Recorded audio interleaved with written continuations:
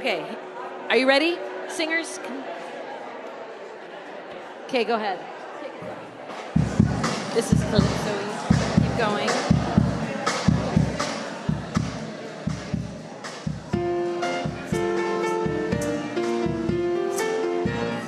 Let it be a dance we do. May I have this dance with you through the good times and the bad times too. Let it be a dance. Let a dancing song be heard. Play the music, say the words, and fill the sky with sailing birds. Let it be a dance. Let it be a dance. Let it be a dance. Learn to follow, learn to lead. Feel the rhythm, feel the need. To reap the harvest, plant the seed. Let it be a dance.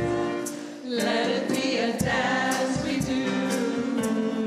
May I have this dance with you through the good times and the bad times too. Let it be a dance. Everybody turn and spin. Let your body learn to bend and fill the willow with the wind. Let it be a dance. Let it be a dance. Let it be a dance. A child is born, the old must die. A time for joy, a time to cry. Take it as it passes by. Let it be a dance. Let it be a dance we do. May I have this dance with you through the good times and the bad times too. Let it be a dance. Morning star comes out at night. Without the dark there is still light. If nothing's wrong, then nothing's right. Let it be a dance. Let it be a dance. Let it be a dance. Let the sunshine, let it rain. Share the laughter, bear the pain. And round we go again. Let it be a dance.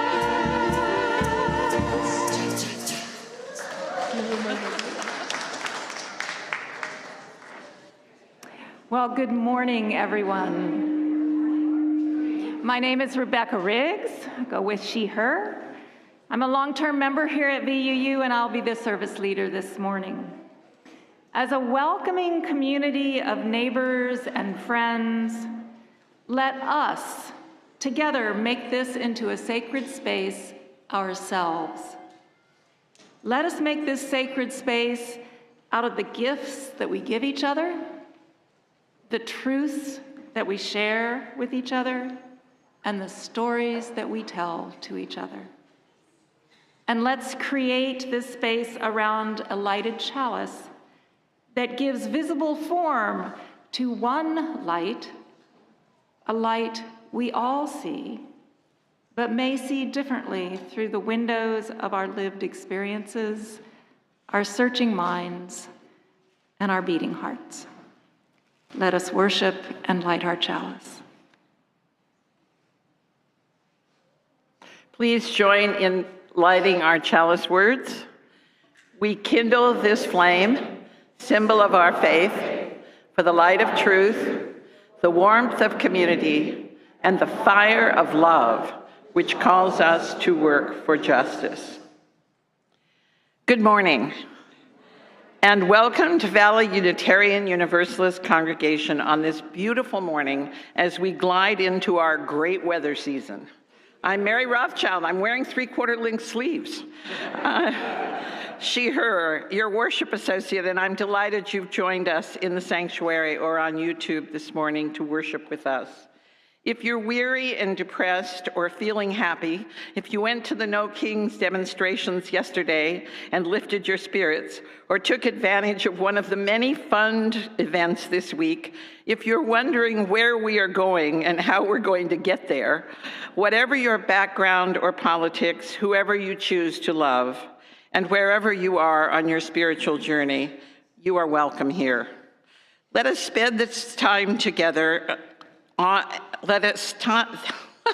Let this time we spend together honor our diversity in all its forms, and let us welcome each other with openness, compassion, care, and radical hospitality. Our community is rooted in love and justice, and we're excited to share this space with you. We are always delighted to welcome guests among us. For those of you who are new to visiting VUU and are in the sanctuary, we would so appreciate it if you could find the courage to stand so that we can greet you now and after the service. Thank you.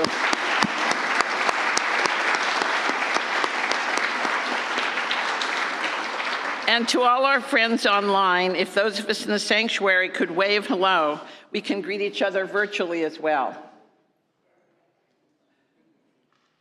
For those of you attending in person who might want to know more about Unitarian Universalism in general and Valley UU in particular, a welcome circle will form on the left side of the sanctuary after the service. So get a beverage and snack and look for the welcome circle and join the discussion. Or just stay and chat, we're a friendly group. If you're visiting online, you will be able to join a breakout room discussion. Simply accept the Zoom invitation that will appear following the service.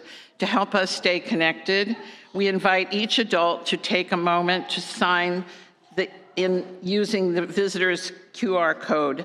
The sign-in QR code is on the slide and also available on the VUU brochure. If you would like to share a problem with someone or just need a listening ear, a trained pastoral care associate will be available after the service, both in person and online. Our pastoral care associate in the sanctuary this morning is Janet Cantley. There she is, who will be waiting at the very front of the sanctuary on your right after the service. Alternatively, if you're viewing the service online, Magnus Hawthorne will be available online immediately following the service. You can't send a private message on YouTube, so just send them a private message by email and you can meet on Zoom after the service. Additionally, lay pastoral care associates are also available during the week via email at pastoralcare@vuu.org. As you can see in the slide, we also have a Caring Neighbors team of folks who can help with problems like needing a meal, a ride, or a cheering call or postcard. They can be reached at caringneighbors@vuu.org. And finally, an announcement from VIP that after the service, there will be a Civic Academy on Proposition 409 that will be followed by the VUU Jazz Conversation. Now, before we begin the service today, we're going to do something a little different, and we'd like you all to take 30 seconds to stand and say, "Hi, I'm glad you're here," to one of your neighbors or more than one, just a little while before we call you back. Make a joyful noise.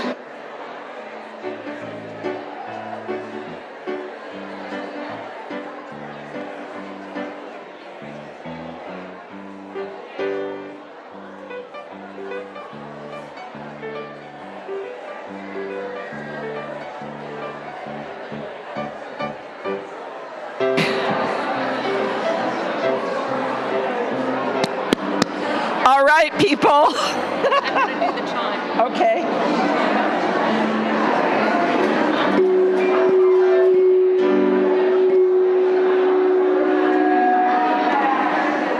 I'm back. The service needs to start.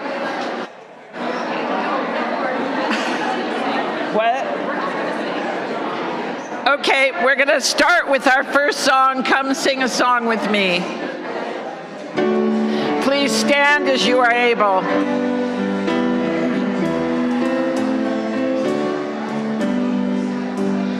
Come sing a song with me. Come sing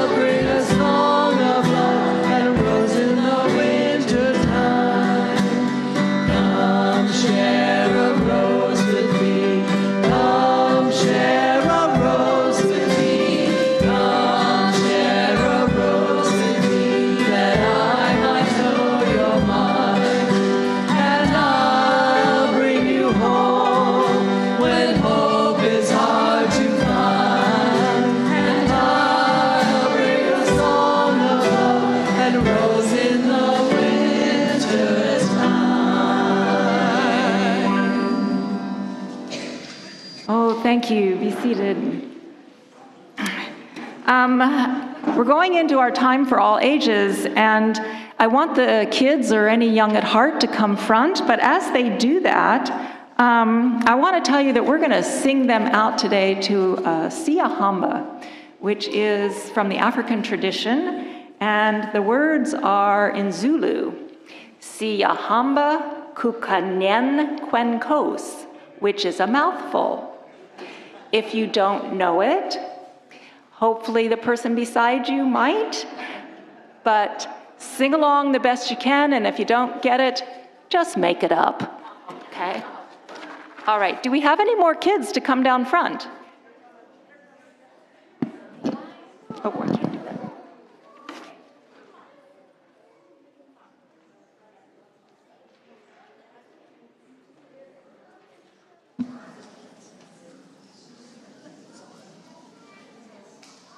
All right. Do you mind if I sit down? No, I can always sit down. It's getting back up that's the problem. All right. Well, hi, I'm Rebecca. And when you go to your classes today, you're going to be talking about compassion, which you've been talking about for a couple of weeks now. Can you define it for me yet? Anybody know what compassion is? What do you think? Like empathy, right? Okay, yeah.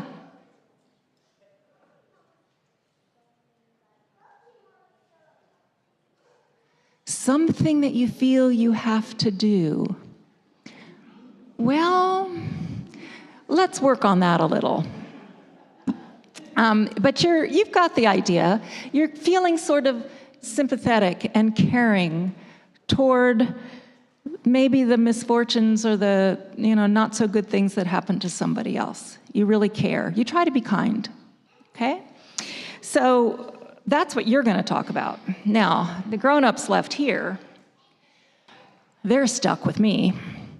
And we are going to talk about things that can happen in our lives that have helped us figure out what we really, really, really, really believe down deep. So what I wanted was a story that could put those two things together, sort of. And so this story is one from Aesop's Fables. And you may have heard it before, especially if you were here about a month ago when they did it for Time for All Ages. There was a slight communication problem. But some of the stories that we hear the most are the ones we remember the best. So I thought we could tell it again. And if you know it, don't get ahead of me, okay? All right, we're going to have the first picture, and you're going to tell me who you think these characters are in the story. Who do you think we're going to have? What's up there in the picture? A lion, right? And a mouse. The whole story is about a lion and a mouse. Happens in Africa. Okay, so does the lion look like he's been out hunting and all that kind of stuff? I don't think he does. What do you think he's doing? You said no. What do you think he's doing? I think he's been asleep. And then there was this little mouse who was running around somewhere and doing whatever little mice do. And he got totally wrapped up in what he was doing and didn't notice where he was going until suddenly he looks up and he's right there by that lion. And it scared him, and he woke up the lion. That's right. Okay, so he woke up the lion. Well, now what's happening? Okay, is the lion happy now? No. What do you think? It looks like the lion is going to eat the mouse. I agree with you. Yeah, he caught him up, and he said, I'm going to eat you. And the mouse squeaks out, please don't. Please spare me. If you will let me go, I promise I'll pay you back someday. Well, so do you think the lion agrees to this? Yeah, he kind of laughs a little bit, like, what is a little mouse? It's not even as big as his hand, that's right. And so what could a little mouse ever do to help a lion, right? But he just had a nap, he's feeling good, he let him go. All right, so we go about a couple weeks later, and the lion is out hunting, and what happens to the lion? What do you think? He got caught in a trap laid by a hunter. That's right. And he's not particularly happy about that, is he? No. So lions, when they get upset, what do? They try to escape, and they make a lot of noise and roar. Right. Can you roar? There you go. All right. Well, that roar was so loud that the little mouse, way far away, heard it and thought, I know that roar. I know who that is. That's the lion. And he went running in and found the lion. You think he's going to try to help him escape? I think you're right. Now look at that. Oops. What did the little mouse do to help him escape? What do you think? Exactly. He started gnawing on the net, chewing through things, and he opened it up at the bottom, and he opened it up at the top, and the lion is free. Okay, you think the lion was happy to have befriended the mouse? He got a big smile, so he's probably pretty happy about how all that worked out.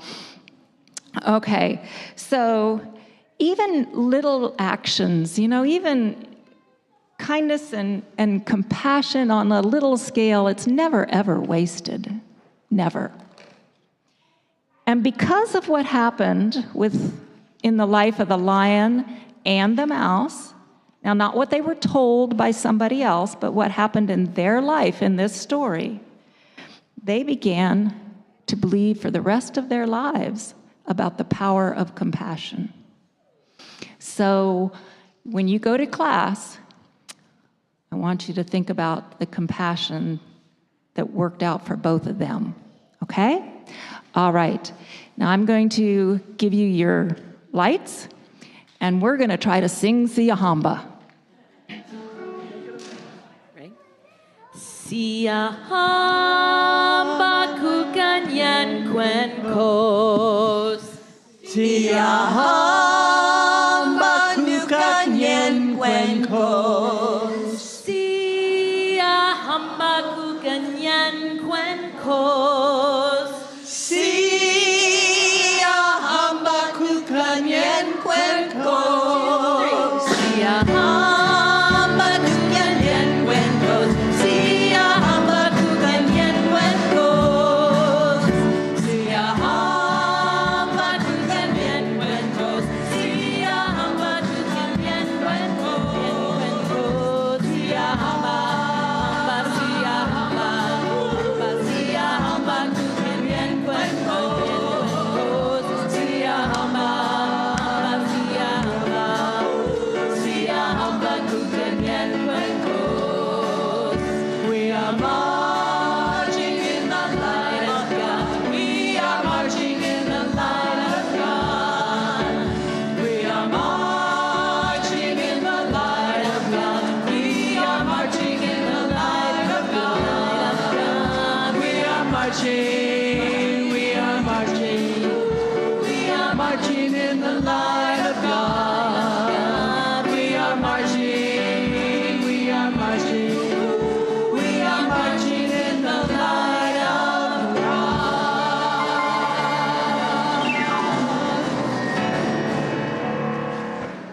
All right, that was a wonderful send-off. Thank you for learning Siyahamba. I found a reading that was titled A Choir of Voices, Beliefs and Unbeliefs, but I modified it so much I'm not sure who it's by. I wanted to share it with you because it challenged me to think about what I truly believe, which is, of course, the challenge of this morning's service. A choir of voices. This is a series of quotes. I firmly believe in the divinity of Jesus of Nazareth. But it would be difficult for me to stop there and believe that this spark of divinity is accorded to none other of God's creation. Clara Barton. The belief that one's own view of reality is the only reality is the most dangerous of all delusions. Paul Watzlawick. Every story I write adds to me a little, changes me a little, forces me to re-examine an attitude or belief, causes me to research and learn, helps me to understand people and grow. Author Octavia Butler. I pray every second of my life, not on my knees, but with my work. My prayer is to lift women to equality with men. Work and worship are the same with me. I know there is no God of the universe made happy by my getting down on my knees and telling him how great he is. Susan B. Anthony.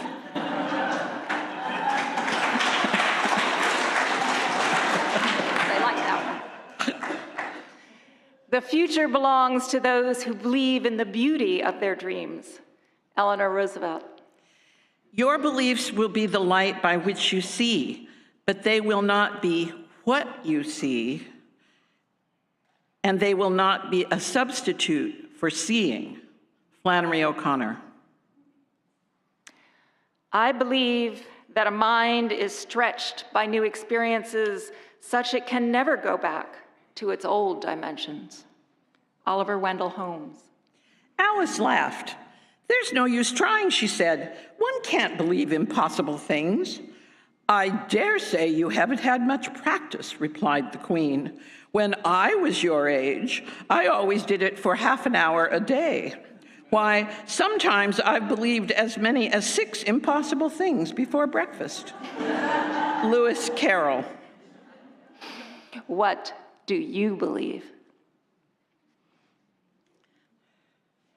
My reflection today is going to sound an awful lot like the quotes Rebecca and I just read to you, but they are from writings I have read over the years and scotch taped to my computer. You can see my messy desk with the papers floating on the side of the monitor, and they're also beginning to take over my printer too.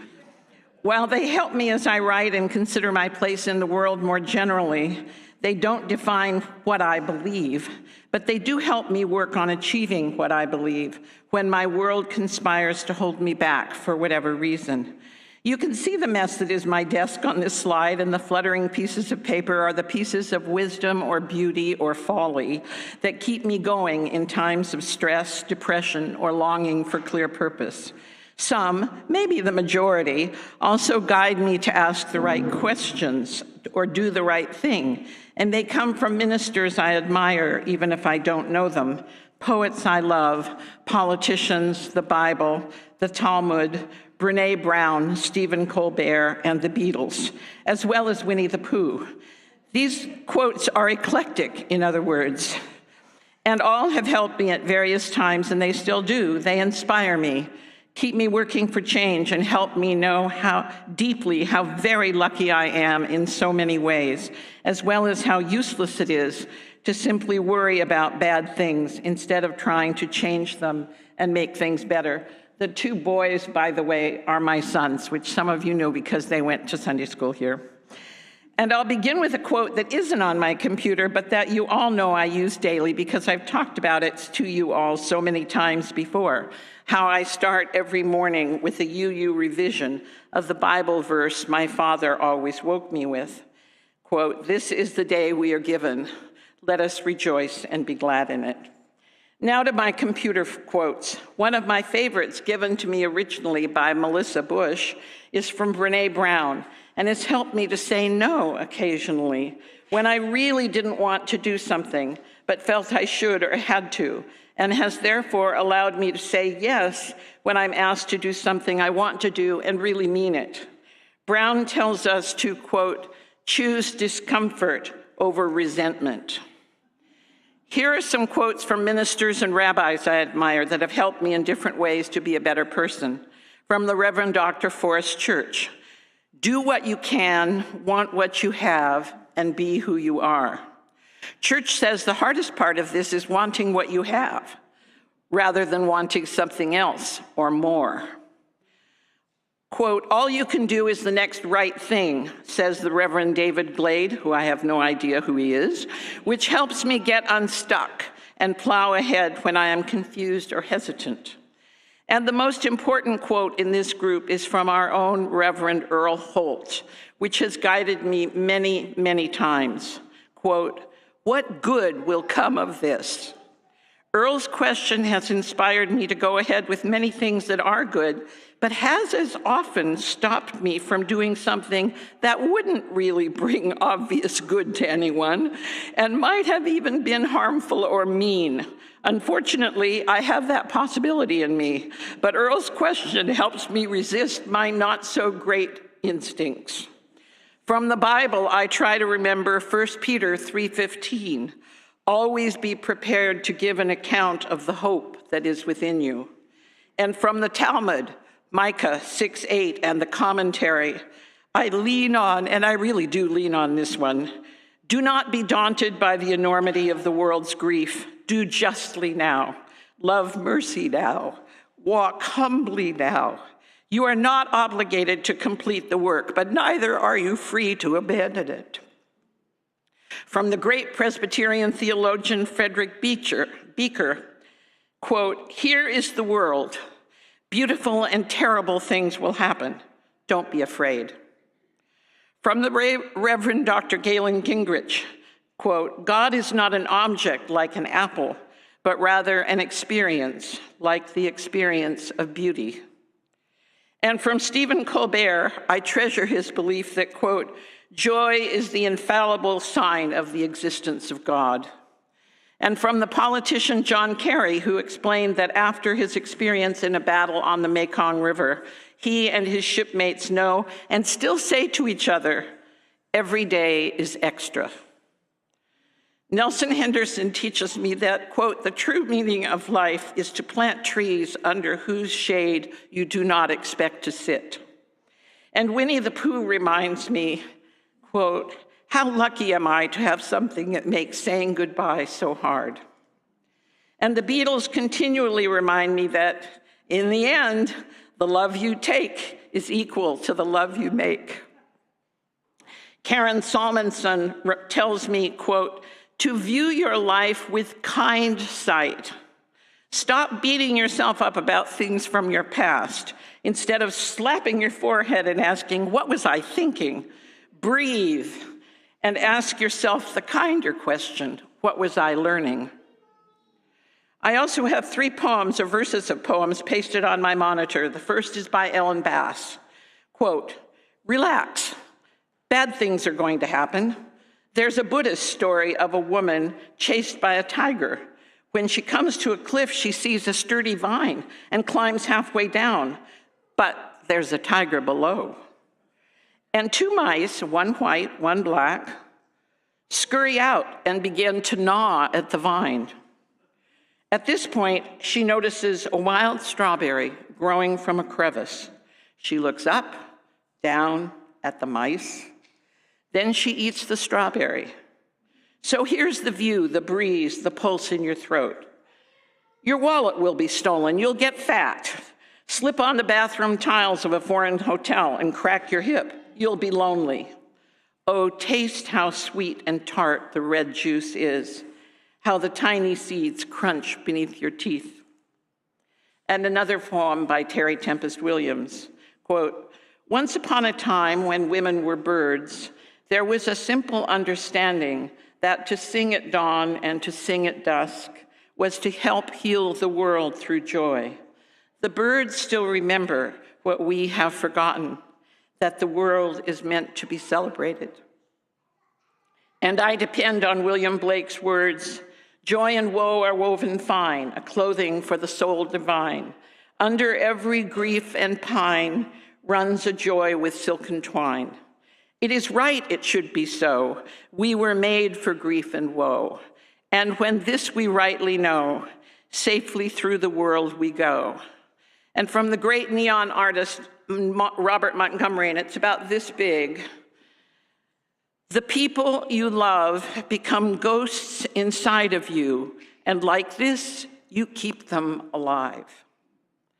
And lastly, a blessing that is used every Sunday at an Episcopal church in New York City, quote, "Life is short, and we do not have too much time to gladden the hearts of those who travel with us. So be swift to love, make haste to be kind, and may the blessing of God be with you." So now you know what I believe, or at least you have a notion of what I need to see to keep going, to make better decisions, to calm me, to give me purpose, and to help me realize that I can always find joy if I work at it and let myself feel it. I hope you know me better now, and that you too think about what your "this I believe" might be.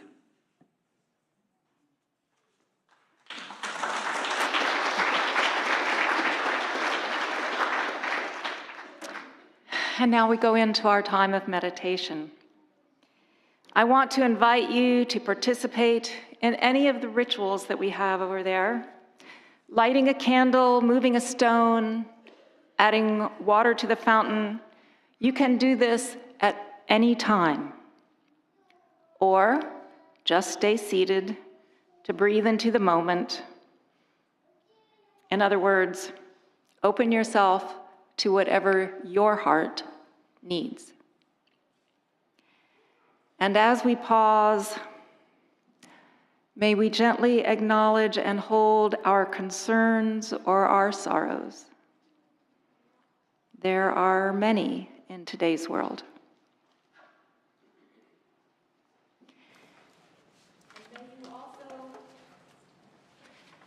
And may you also lift up one small joy. No matter how small it might be, acknowledge it. Whatever our sacred paths, we are gathered in this community to share the spirit of compassion and love, and to journey together to truly live out our most heartfelt beliefs. Not someone else's, but ours, as difficult as that may sometimes be. Listen to this beautiful music titled, "I Believe."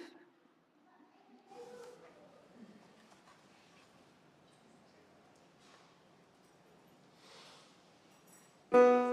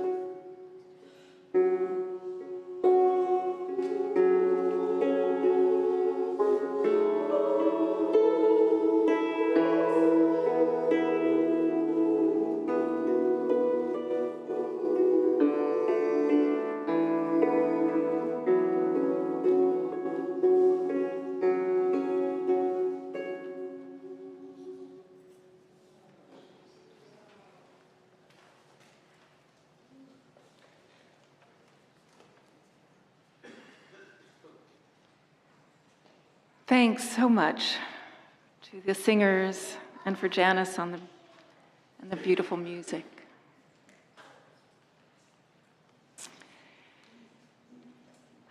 Well, here I go again. I'm going to start with another quote. We hardly need to be reminded that we are living in an age of conflict. A lot of us have traded in our beliefs for bitterness and cynicism, for a package of despair or even a quivering portion of hysteria. Opinions can be picked up cheap in the marketplace, while such commodities as courage, fortitude, and faith are in alarmingly short supply. Edward R. Morrow used these words to introduce the original This I Believe program in 1951. But they might just as easily be used to describe our own time here more than 70 years later. And in fact, National Public Radio recognized their timelessness, and in 2005, once again asked listeners to write about their core beliefs that guide their daily lives. The responses aired on Monday's morning edition and All Things Considered for a full year. In fact, we did our own This I Believe service here at VUU that same fall. And then more recently, NPR began their StoryCorps program, where participants around the country made recordings of the events of their lives that have shaped who they are and how they live. I have found these stories powerful, just as I found with the This I Believe statements years ago. And I found myself wondering what it is about these different but similar self-revelations by thoughtful men and women that made them so compelling. I realize that while This I Believe and StoryCorps are truly two separate programs, it is their interconnectedness that caught my attention. Both conveyed emotion and honesty and integrity. Both relied on first-person intimacy. But the real connection, I realized, was the stories themselves. The belief statements from This I Believe often came from the stories about specific life events. They were never just doctrines and dogma, but instead the reality of belief that emerged out of life experiences. The stories told to StoryCorps were often pivotal moments for that individual's life path. Although most stories did not necessarily connect directly to a religious or spiritual belief, they did obviously impact that person's perspective and their way of living in the world. For me, the connection was that the individuality of our stories is the basis for the individuality of our beliefs. Whether atheist or theist, conservative or liberal, anti-something or pro-something else, the beliefs are all carved out of the lived experiences, life stories. My aha moment was articulating that our life stories give us our beliefs, not the other way around. Values and ideas are, or at least they should be, instruments of understanding and meaning, not fetters and chains that enforce conformity. They help us make sense of our lives, and if they don't, we need to replace them with beliefs that are in accord and grow out of our lived experiences. So, why do people believe what they believe? Because God said so? Because the Bible or other religious texts says so? Because everyone else I know believes basically the same and taught me to as well. Because if I don't believe what my parents, friends, coworkers, and neighbors believe, I will feel their rejection or at least their disapproval. If these are the reasons for our beliefs, what responsibility are we taking for knowing that they are in fact, honestly, really, authentically our own? How can they be ours if they emerge not from our own lives, our own experiences, and our own stories? If they are not our truths, then whose truths are they? I'd like to share with you 2 stories from NPR contributors and one that is personal.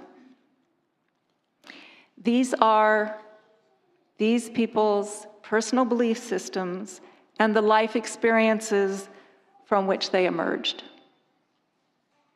The first is, "We Are Each Other's Business" by Ibu Patel. He was the founder and executive director of the Interfaith Youth Corps, a Chicago-based organization fostering an international youth movement. He wrote,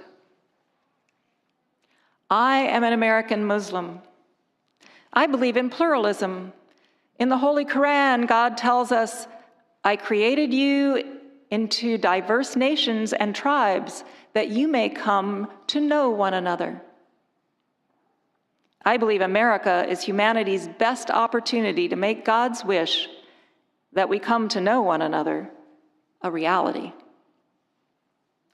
In my office hangs a Norman Rockwell illustration called "Freedom of Worship."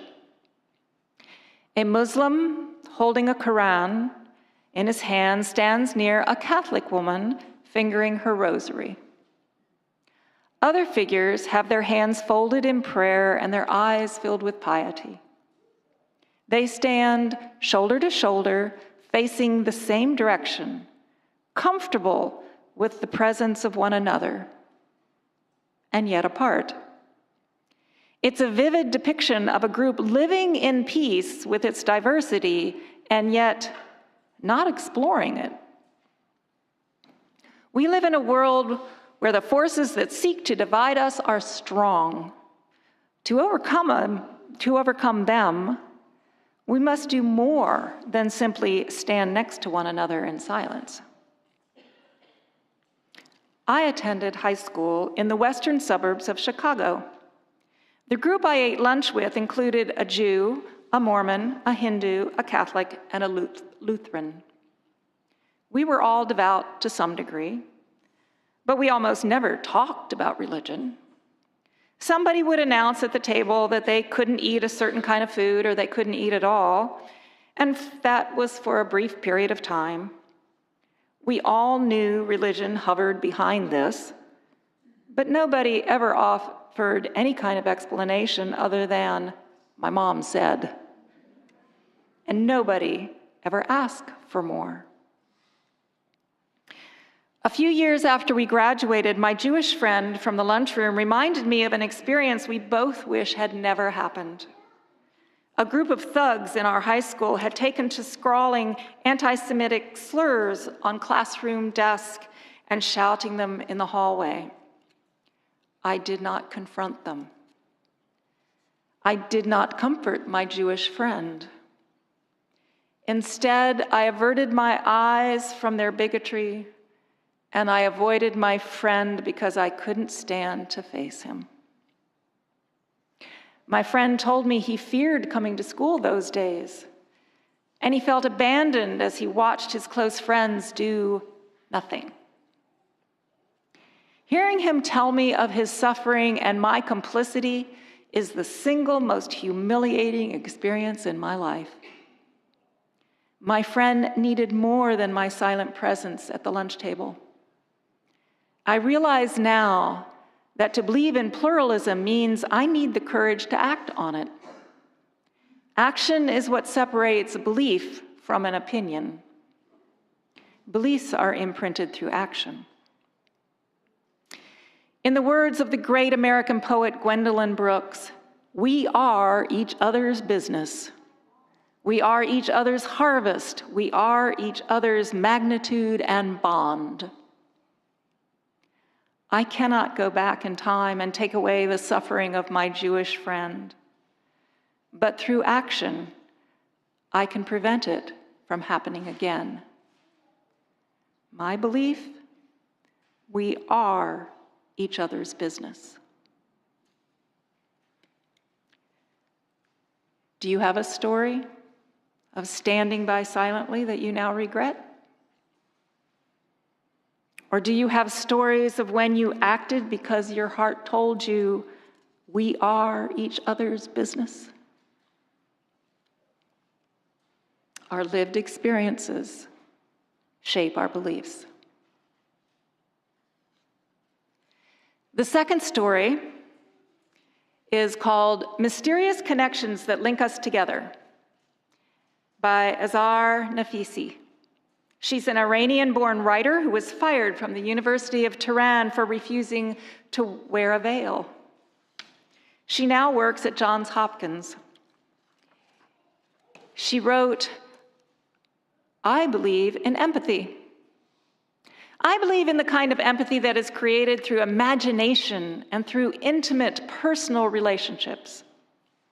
I'm a writer and a teacher, so much of my time is interpreting stories and connecting to other individuals. It is the urge to know more about ourselves and others that creates empathy. Through imagination, our desire for rapport, we transcend our limitations, freshen our eyes, and are able to look at ourselves and the world through new and alternative lenses. Whenever I think of the word empathy, I think of a small boy named Huckleberry Finn contemplating his friend and runaway slave, Jim. Huck asked himself whether he should give Jim up or not. Huck was told in Sunday school that people who let slaves go free will go to everlasting fire. But then Huck says he imagines he and Jim in, quote, the daytime and the nighttime, sometimes moonlight, sometimes storms, and we are a-floating along, talking and singing and laughing.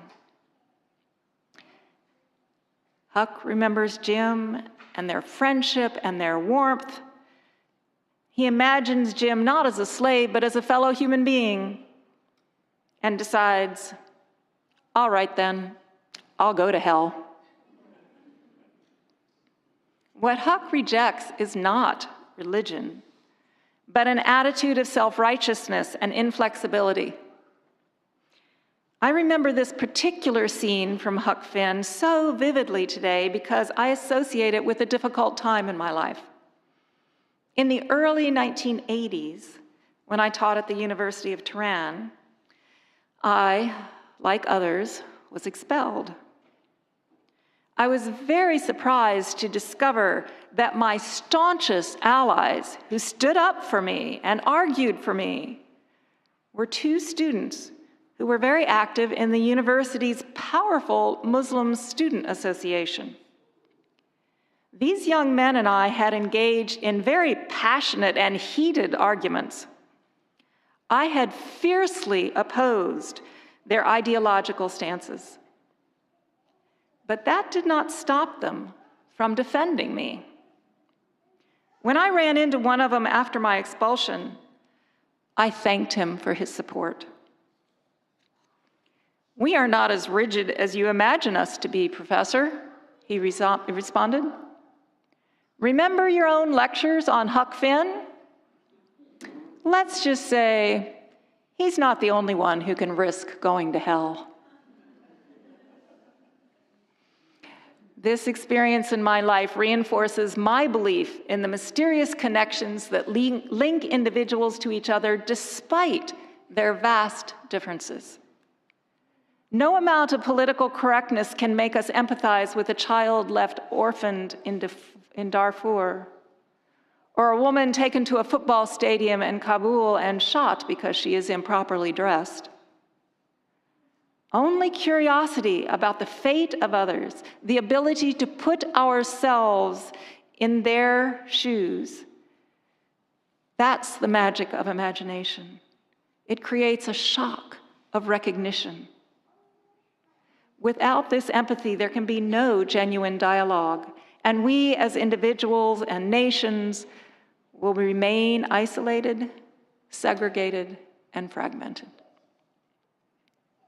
I believe that it is only through empathy that the painful experience of an Algerian woman, a North Korean dissident, a Rwandan child, or an Iraqi prisoner becomes real to me and not just passing news. And it is times like this when I ask myself, am I prepared, like Huck Finn, to give up Sunday school heaven for the kind of hell that Huck chose? I believe in empathy. Stories, ours and those of others that we truly listen and empathize with, they shape our beliefs and our actions. This last, not a single story, but it is from my own personal experience. Many of you know that my son died when he was 17 years old. That's many years ago now. The pain of that loss is hard to describe, but my church family was there for me. One friend took me to the funeral home when my son's ashes were ready for me to pick up. We didn't say much. I held a box of ashes and cried, and she silently held my hand. In me, there was a loss that knew no words, for which no words were big enough or powerful enough or deep enough to convey what only silence could.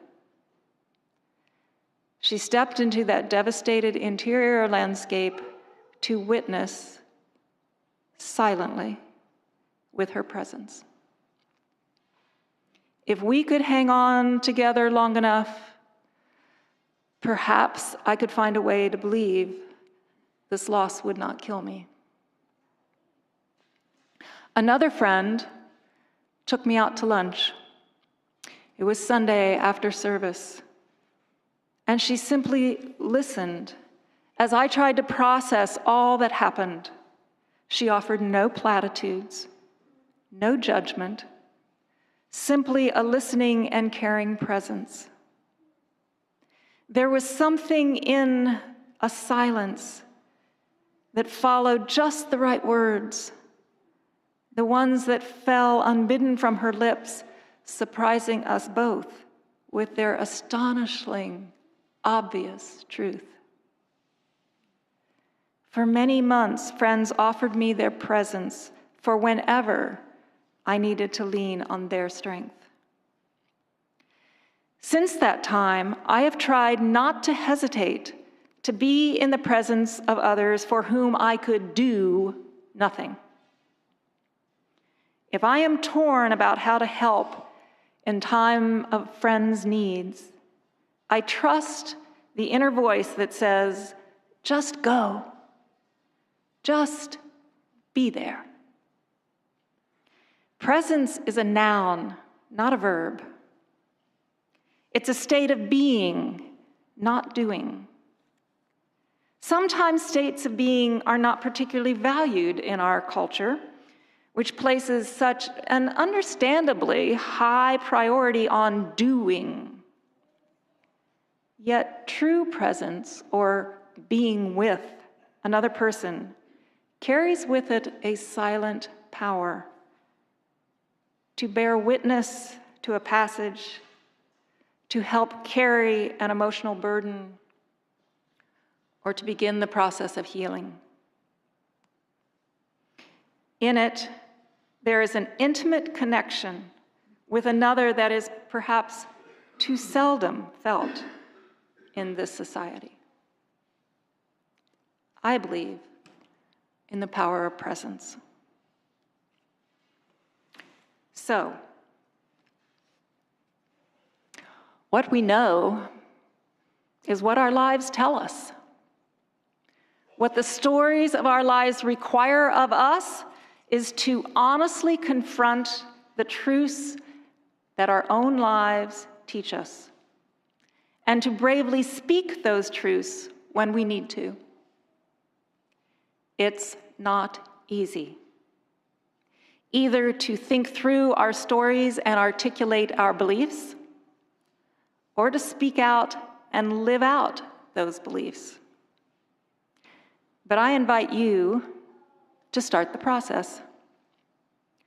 Could you create an anthology of stories and the resulting "this I believe" statements for each other, for yourself, for visitors and friends? I believe you could and you should.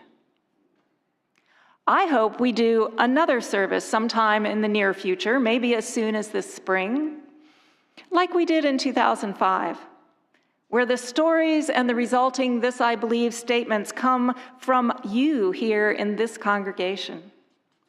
Start thinking about what you would say. Start working on it, even writing it down. And just like those we heard today, I know that your stories and belief statements will move and inspire and compel us all. Blessed be.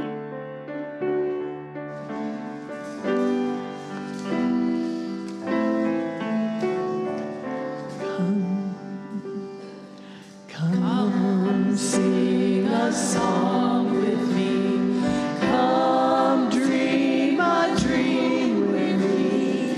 Come walk in rain with me, that I might know your mind. And I'll bring you home when hope is hard to find. And I'll bring a song of love and a rose in the winter time.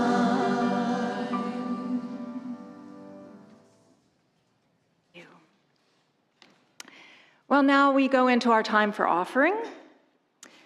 And as the ushers come forward, I'd like us to remind ourselves how many gifts we have to offer.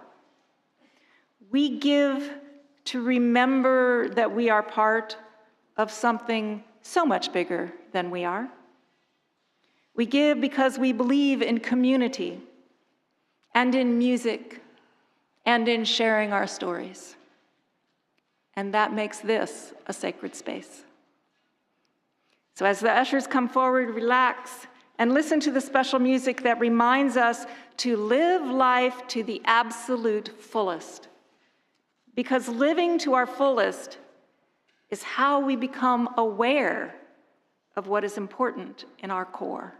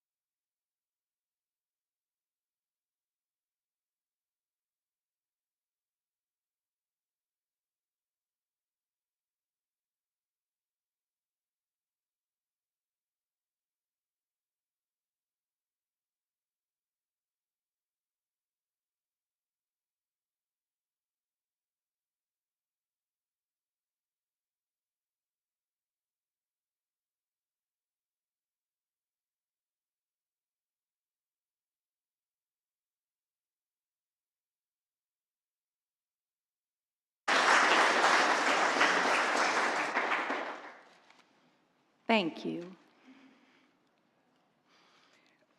Our closing words are by Kelly Weissman, although once again, I've heavily modified them.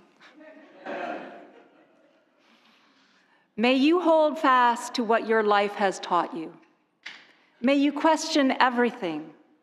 And when you have changed the world, and the world has changed you, may you return again to this place with love in your heart and share what you have learned. So now let's stand as you're able and sing "Put a Little Love in Your Heart," because I think we could all agree that love is central to all our beliefs.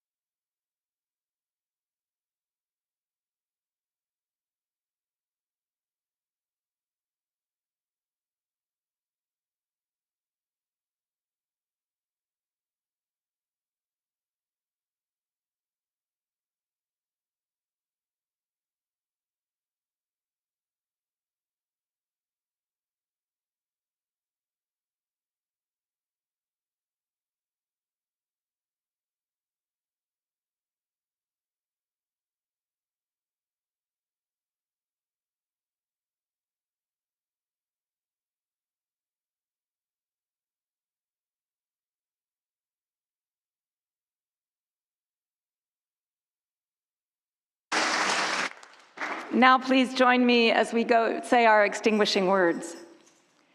Though we extinguish the chalice, our connection to each other and this community remains. May its light guide us this week as we walk the path of justice, speak words of love, and fill our world with compassion until we meet again. Go in peace. 1, 2, 3.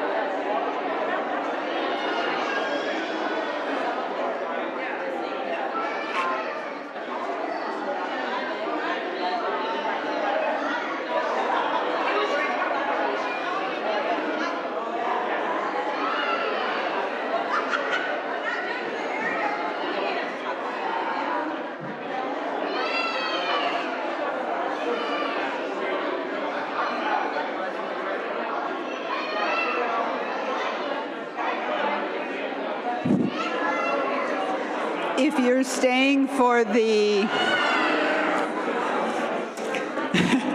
if you're staying for the Proposition 409 Civic Academy, we're going to start a little early, probably right about 5 after 12.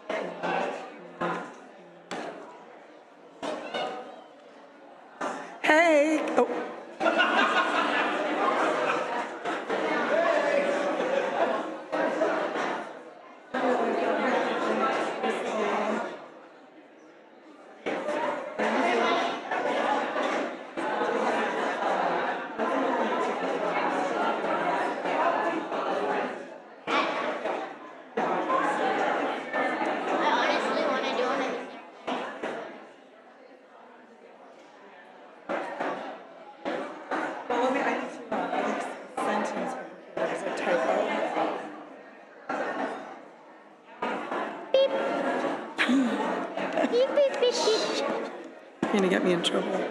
Oops. Okay. Let's just turn this off. No, let's just leave it. It's okay. It's okay. How do you turn this off? I don't know. There's usually like a... I want to touch it. No one's listening anyways. Hopefully not.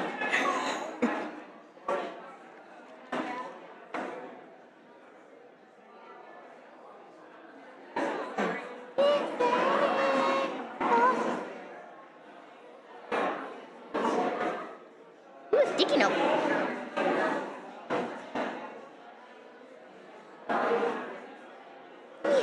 Sticky note.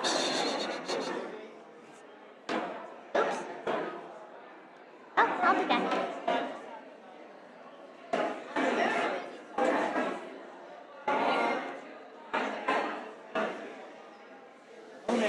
Hello. Yes.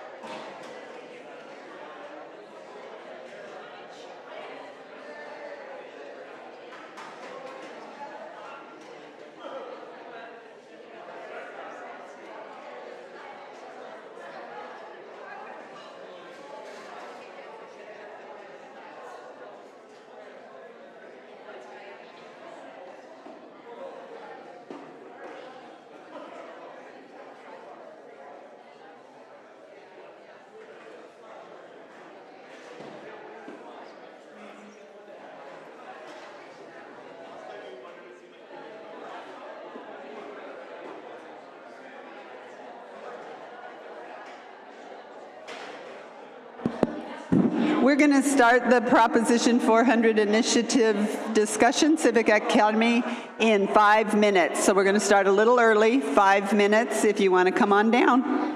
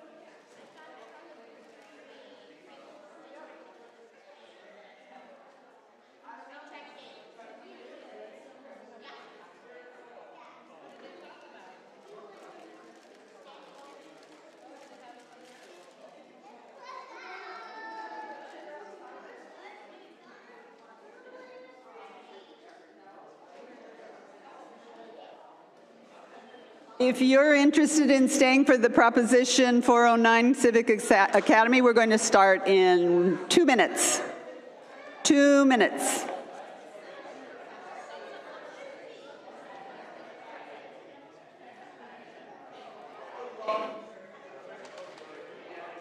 I know. Don't worry about it. And you might want to come up front a little bit if you're going to stay for the academy, so we can tell you a little bit more about 409.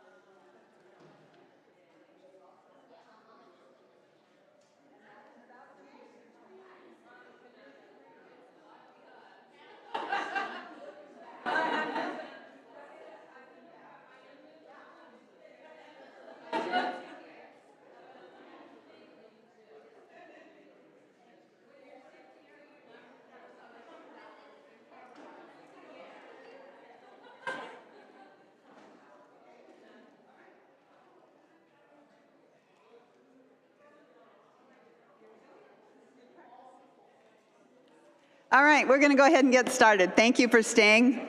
Thank you for wanting to find out more about what's on your ballot. Ready, go. I'm going to let them finish putting away that table.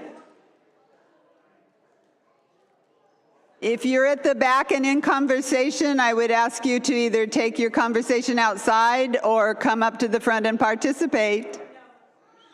Here we go. Slide number 1. Welcome to today's Civic Academy on Proposition 409, presented by the VUU VIP core team. And thank you to VUU Jazz for sharing this time with us. After our presentation, you're invited to stay and join the VUU Jazz conversation around all things social justice that members of this congregation are involved in. I'm Barb Quijada, and this is Nancy Wittenberg. Yay, Nancy. Slide 2, please. What is Valleywise Health? Valleywise Health has been a cornerstone of Arizona's public health and safety net system since voters established it in 2003. Its commitment is to community-centered health care, including access to behavioral health services, primary care, and specialty care across Maricopa County. Investment in public health care is what we used to call the county hospital, or just county, improves health outcomes, reduces strain on the broader healthcare system, and ensures access to high-quality care for everyone, especially our most vulnerable populations. Joining the Yes on Prop, slide 3, sorry, thank you. Joining the Yes on Prop 409 campaign is a natural outgrowth of Valley Interfaith Project's ongoing organizing for behavioral health care spanning the last 30 decades. Slide 4, please.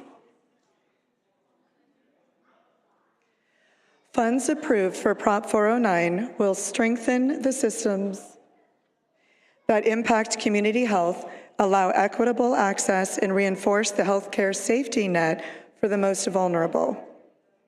Slide 5. VIP Valley Interfaith Project includes religious institutions of many faiths whose shared values compel us to support a robust, affordable public healthcare system for members of our faith communities and all residents of Maricopa County. Slide 6. For the next 5 minutes, we invite you to have a conversation with someone in the audience who you do not know around what access to healthcare means to you. So go ahead and get up and talk to someone you might not have had a very detailed conversation with in the past. Fine. I'm gonna move that up just a slight bit.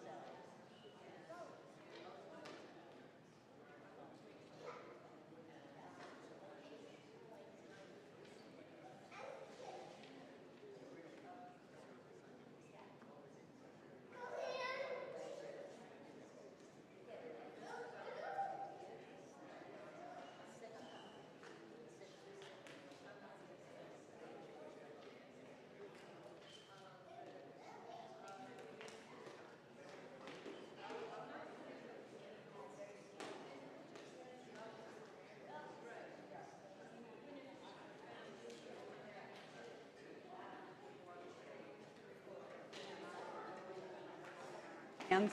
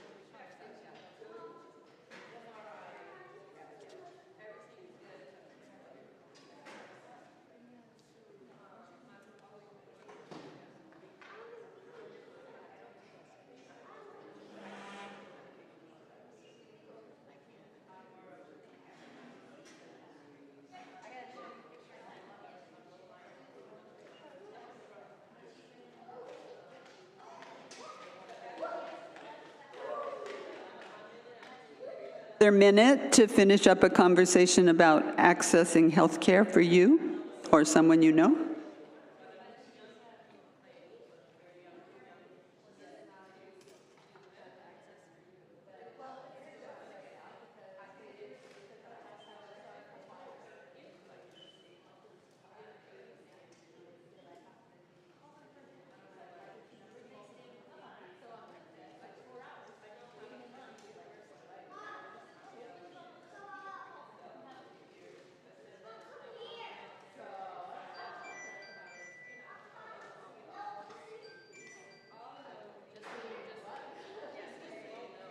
It to a conclusion.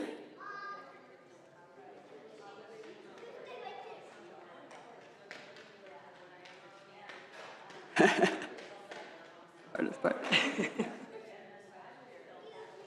That's still 6, that's one. Linda and Bill, Beverly and Julia. If we can come to it. Is there anybody who would be comfortable just sharing a sentence about something that came up in your conversation? Anybody who wants to just say, this is what we talked about? Anybody want to share? Oh, we don't have to. That's fine. Flip the switch. We're good. We don't have any volunteers. We're fine. Thank you. So if we could have slide 7, please. Passage of Proposition 409 will do these things. Finance the replacement of the 50-year-old behavioral health hospital with a modern 200-bed facility. Build a new outpatient specialty center to provide faster access to essential specialty care. Expand pediatric primary and emergency care services, and strengthen physician training programs and nursing programs that develop and sustain a skilled healthcare workforce. Slide 8, please. Yes on Prop 409 is funded by property taxes. It's important to note, however, that the tax is not based on market value of your home, but on assessed limited property value, or LPV. At the end of this presentation, I will show you how to find your home's LPV. It's much smaller than what you think it is. For example, Barb has calculated the tax on her home in central Tempe, and it's about $29 per year. Slide 9. As you can see here, a wide variety of people and organizations across the political spectrum have come out in support, and so have the kids. They've come across the political spectrum and come out in support of Prop 409. If you read the information packet you received in the mail a few weeks ago, you can read all about who supports the proposition and why. There's no public opposition to this proposition. Slide 10. We urge you to vote yes on Proposition 409 and to mail in your ballot as soon as possible. If you've already voted, check in with your friends and neighbors and urge them to vote yes. Urge them to vote yes and mail in their ballots. There is no in-person voting on November 4th this time around. You would need to have your ballot in the mail by the 28th of October. Slide 11, please.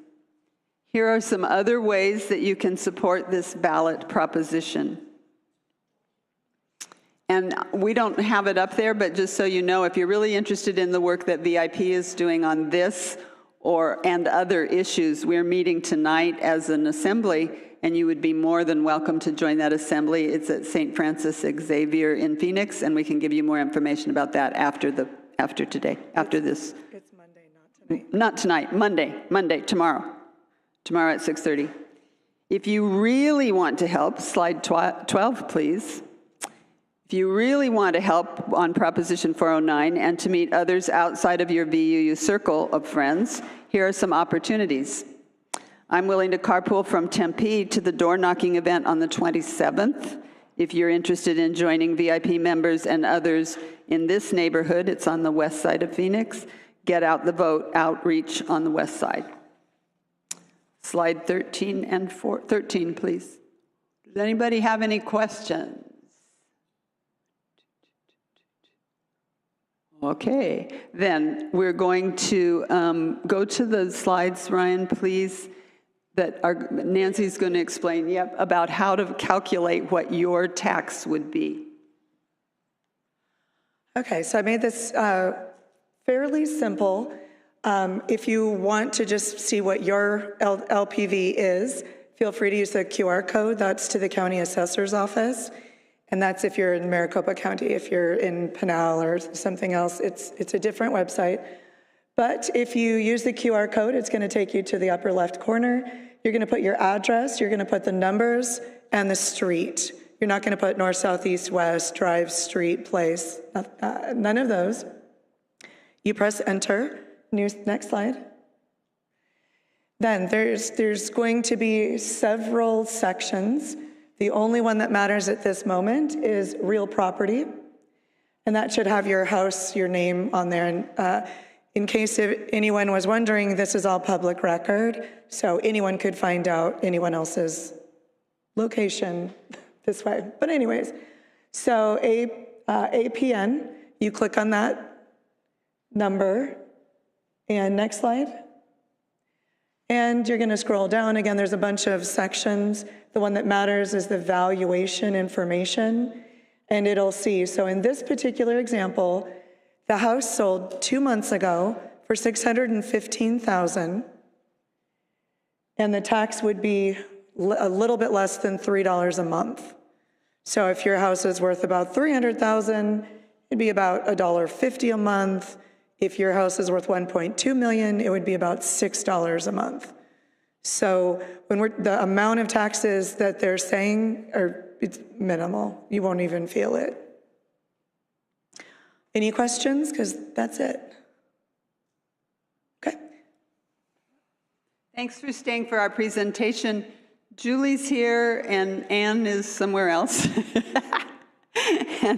And if you're usually on the it's the third Sunday, right, Julia? Usually on the third Sunday of every month, VUU Jazz, led by Julie and Anne, have a conversation about all the different social justice work that's going on at VUU. And you're always welcome to stay for that. And if you want to hang out a little bit and talk about that now, you're welcome to do that too. Thank you, everybody. If you have any questions, we're here to answer them. And if you'd like to go to tomorrow night's assembly, we'll give you information about that. Tomorrow night, Monday. Tomorrow night's assembly, we'll give you more information about that. Thanks, everybody. Thank you. Bye. Thank you, Ryan, for helping us with the tech. We love you. Do you want your bag?